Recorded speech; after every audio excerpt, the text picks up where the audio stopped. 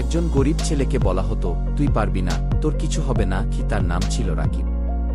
গ্রামে ছোট একটা কুড়ে ঘরে থাকত। বাবার আয় ছিল সামান্য, স্কুলে যেত খালি পায়ে।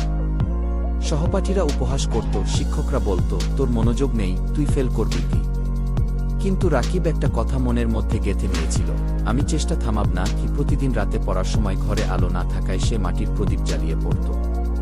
কেউ ঘুমালে সে মাঠে গিয়ে চাঁদের আলোয় বই পড়ত। 1 বছর সে পরীক্ষায় ফেল করল। সবাই বলল, দেখলি, তোর কিছু হবে না। সে হাসল, বলল, এটা তো শেষ নয়, এটা তো শুরু। পরের বছর সে আবার পড়াশোনা শুরু করল। দিনে ক্ষেতের কাজ করত, রাতে পড়ত।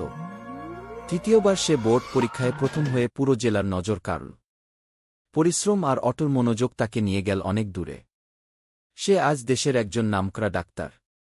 এখনও নিজের গ্রামের ছেলে মেয়েদের পড়াশোনার খরচ দেয়। বলে, তুমি যদি বিশ্বাস করো আর একটু চেষ্টা থামাও না, পৃথিবী একদিন তোমার পথেই হাঁটবে গি।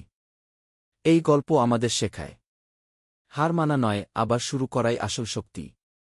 যারা বিশ্বাস রাখে আর পরিশ্রম করে, সাফল্য একদিন তাদের দোরগোড়ায় এসে দাঁড়ায়।